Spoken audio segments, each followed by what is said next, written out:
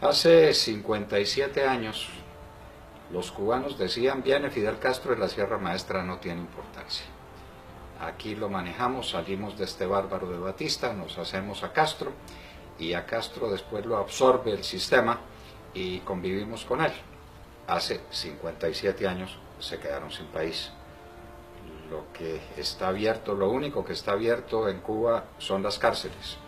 Todo el sistema productivo cubano se arruinó. La gente vive en la miseria. Y han vivido lo que han podido vivir de regalo de la Unión Soviética, que les dio las millonadas de dólares que no ha repartido los Estados Unidos en toda América Latina, y han vivido últimamente de los regalos que les da el chavismo y el madurismo, es decir, han vivido de regalo, han sobrevivido de milagro. Ahora, cuando se les acaba el petróleo de Chávez y de Maduro, se preguntan: ¿y ahora de qué vivimos la mala vida que tenemos? Hace cerca de 20 años, los venezolanos decían: Chávez, eso no vale la pena, ese es un golpista, ese es un militar cheverongo que habla de cosas tontas y que habla de socialismos y que habla de tonterías. No vale la pena lo de Chávez, con tal de que salgamos de estos políticos corruptos, vámonos con Chávez. Perdieron el país y lo perdieron hasta el punto en que no tienen que comer. Los colombianos vivimos de espaldas a la realidad de que nuestros hermanos venezolanos no tienen que comer. El proyecto de inflación para este año es del 700%. Les acaban de subir el salario 50%. Luego le queda un 650% a los venezolanos para que puedan comer. Pero tienen un problemita, y es que, siendo tan altos los precios, van a los supermercados y no encuentran las cosas, porque el aparato productivo lo arruinaron, porque el campo lo destruyeron, porque no tienen con qué importar alimentos, y eso en el país más rico de América y uno de los más ricos del mundo, que es Venezuela.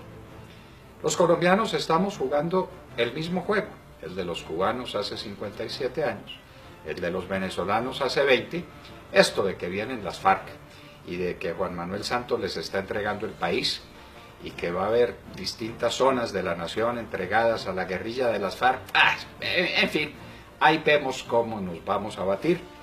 Los empresarios juegan el juego insensato que jugaron, por ejemplo, los empresarios con Hitler. Les parecía cheverongo Hitler porque les daba dinero a ganar, porque se apoyaba en ellos, y después pagaron con sangre, con dolor, con lágrimas el desvío que cometieron. Así son las cosas. Estamos hablando de una tragedia que no existe. No, la tragedia sí existe. ¿Y cómo se puede comprobar esa tragedia? Bueno, si ustedes fueron al mercado hoy, encontrarían que pueden comprar menos cosas porque los precios se subieron a las nubes. Si ustedes van a pagar impuestos, se dan cuenta de que el salario se les va pagando impuestos. Si ustedes tienen un carrito, se dan cuenta que no pueden mantener el carrito. Colombia está descuadernada, como diría en algún momento Carlos Lleras Restrepo, y el país está al borde de la quiebra. O está en la quiebra mismo. Las empresas del país no valen nada. Por ahí dijo el presidente Santos, alias Juanpa, que no vendería Ecopetrol. Pues no va a vender Ecopetrol porque no hay quien se lo compre. Ecopetrol no vale un peso. Hace 5 años Ecopetrol tenía un valor de cerca de 210 billones de pesos. Hoy no vale nada. Quebraron Ecopetrol, regalaron a Isagen. El problema de Reficar es de unas dimensiones colosales, pero eso sí, estamos en condiciones de refinar un petróleo que no estamos produciendo. No sé si usted sabe, querido amigo, que el cálculo es que dentro de 5 años Colombia no tendrá una gota de petróleo, ni una. Habremos agotado todas las reservas en los próximos 5 años. ¿Esto es casualidad? ¿Puede ser un gobierno tan torpe como eso para producir estos resultados? Para destruir la clase media, para destruir la clase productiva, para que la gente se encuentre con que no tiene que comer. ¿O esto es voluntario? Y ustedes se preguntarán cómo hay alguien tan loco, tan malo, que destruya un país a sabiendas. Sí, señores, los que quieren hacer de Colombia un país comunista están dando el primer paso indispensable para que un país sea comunista, y es que esté en la miseria. ¿Ustedes tienen noticia de un país rico que se haya vuelto comunista? ¿Ustedes tienen noticia de un país próspero y de un país seguro en sí mismo que se haya dejado manejar por una banda de truanes y de canallas? Eso no existe. La primera condición para tomarse un país es pauperizarlo. La pauperización es un término que no me estoy inventando. Es un término completamente caro a los comunistas, que saben que solo pauperizando las naciones las pueden dominar. La gente en la pobreza se prende de cualquier cosa, y un Estado que les tire una migaja de pan les da lo suficiente para comer. En eso andan todavía algunos venezolanos, diciendo, somos Maduro, porque Maduro nos da unas migajas de pan. Eso es lo que está pasando. La ruina, la quiebra de Colombia no es una casualidad. De lo que se ve venir, tenemos un ejemplo muy claro con lo ocurrido en Conejo, La Guajira, municipio de Fonseca. El gobierno de Juanpa, con la plata de ustedes, queridos amigos, se trajo unos bandidos que estaban en La Habana en un jet charter privado. ¿Ustedes han montado alguna vez en un jet privado? Estoy seguro que no. Ellos sí, estos asesinos, estos canallas, estos secuestradores de niños, montan en jet charter costeado por ustedes. Pasaron una noche en Valledupar, pero no en un cambuche, por supuesto. Lo pasaron en el Hotel Sonesta, por cuenta de ustedes. Al día siguiente, los esperaba un helicóptero, pagado por ustedes, que los llevó a Conejo, en La Guajira. Y oh sorpresa, a La Guajira llegan, no se sabe la cifra exacta, 200, 300, 500 guerrilleros, armados hasta los dientes, con cananas llenas de balas, con fusiles de última generación. Los fusiles malitos que tenían eran los Galil, robados a soldados asesinados por ellos. No hay otra forma posible de que un guerrillero tenga un Galil sino sobre la base de un soldado muerto. Muy bien, 200, 300 o 500. ¿Cómo se movilizan? ¿Cómo llegan 300 bandidos de esos armados con fusiles de última generación hasta un municipio de La Guajira que queda, un corregimiento de La Guajira que queda al pie de Fonseca? ¿Dónde está una de las unidades militares más importantes del país? La unidad Rondón. ¿Por qué no se movilizó? Porque tenía orden de violar la Constitución y la ley, porque tenía orden de quedarse en su sitio, porque tenía orden de entregarle la tierra colombiana a los bandidos. Pues ahí estuvieron. Se tuvieron que movilizar por la noche, la pasaron tranquilamente. Al día siguiente estuvieron todo el día en Conejo, oyendo unas arengas. ¿Dichas a quiénes? ¿A la gente del Conejo? No solamente. Trajeron buses, más de 30 buses se dice, de distintos lugares de la costa, con gente que venían a oír esas arengas. 30 buses no se movilizan fácilmente. Vaya, contrátelos y después me cuenta cómo es. Y llénelos de gente. Y dele a esa gente comida y desayuno y almuerzo. Háganlo por experimento.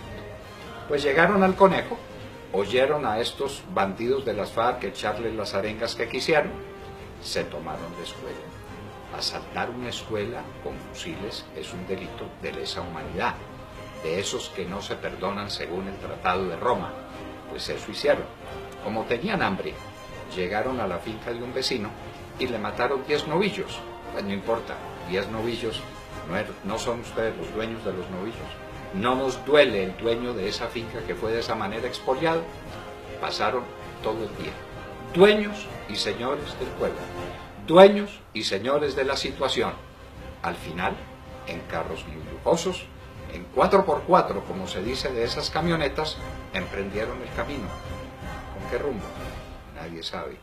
¿A qué distancia? Nadie sabe. Hay una cosa que sí sabemos, y es que el ejército tenía orden de abrirles paso. El ejército de Colombia, nuestro glorioso ejército, comprometido en un acto de violación a la ley y a la Constitución, porque los despejes están absolutamente prohibidos y porque la orden de los militares es atacar a bandidos armados donde quieran que los vean. Así pues, que en Conejo se dieron todas estas circunstancias, concentraciones inmensas de gente, los bandidos de las FARC hablándole a una población atónita que veía ante sus ojos que eso no era de ellos, que la tierra de ellos era de los guerrilleros, que les estaban advirtiendo: de aquí en adelante ustedes son de nosotros. ¿Pasó eso solamente en el Conejo? No, pasó en 5 lugares distintos del país: en el Caquetá, en Putumayo, en el Meta. Solo que en Conejo los pillaron. Y una vez que los pillaron, salió Juanpa Santos, el presidente, que tenemos por desgracia, a decir: las FARC abusaron de nuestra credulidad. ¿Sí? ¿Quién los trajo en jet? ¿Sí? ¿Quién los albergó en un hotel de 5 estrellas? ¿Sí? ¿Quién se los llevó en helicóptero? ¿Sí? ¿Quién los tuvo días perdidos sin que nadie sepa dónde más estuvieron? ¿Dónde más cometieron atropellos? ¿Dónde más se comunicaron con grupos armados para lo que se viene, que es el dominio total del territorio nacional? De La Habana va a salir un acuerdo, dice, una convención, donde les van a entregar un número de territorios que nadie sabe cuánto es. A juzgar por los que van a venir a verificar el proceso, son por lo menos 18 lugares del país. No son 18 conejos, son mucho más grandes que esos 18 conejos. Nadie los quiere recibir. Ya dijeron los del Casanare que no los reciben. Ya los de Antioquia están en pie de lucha. ¿Quién quiere recibir a esos bandidos, a esos asesinos? Nadie. Santos está hablando de una guerra que no existe, cuando teníamos plena seguridad en los últimos días del gobierno de Uribe, y a lo largo prácticamente de los 8 años del gobierno de Uribe, nos están armando una guerra que calculan ellos que van a ganar, inclusive con la ayuda de nuestro ejército. Ellos calculan que nuestro ejército se va a unir a los bandidos. Lo que sigue, señores, es la esclavitud, la pobreza y el hambre. Ante estos acontecimientos dramáticos, ante estos hechos trágicos, el ciudadano del común, usted que me está viendo, que me está oyendo, se pregunta: ¿yo qué puedo hacer? No puedo hacer nada. Sí podemos hacer. Si aquí se descubre que hay una fuerza nacional, si aquí se descubre que hay un país que no se quiere entregar, las cosas van a cambiar. La condición para que se instaure una tiranía es que hay un pueblo que se entrega sin luchar. ¿Y cómo la lucha? No los estamos invitando a actos heroicos ni a que tomen signos trágicos de la vida. Algo muy sencillo.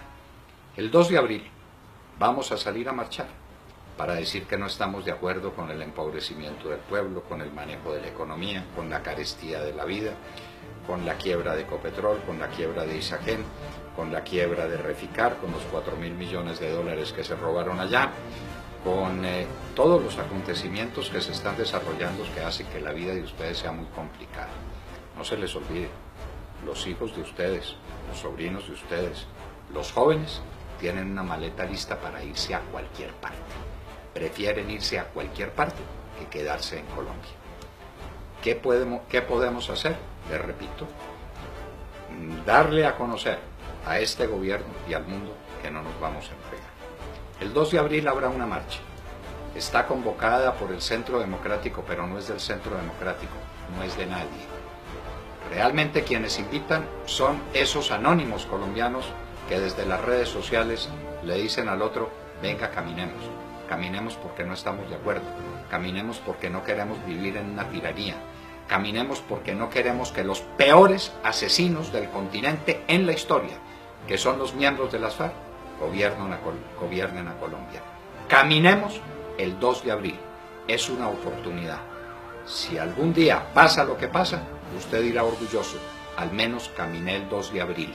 Si usted no sale el 2 de abril a la calle, se dirá para usted mismo y para siempre y para sus hijos: tuve la cobardía de no salir el 2 de abril a caminar. Caminemos con alegría, caminemos con fe, pero digámosle al mundo que Colombia no es una tierra apta para los tiranos y que Colombia no será, como no ha querido nunca serlo, un país comunista.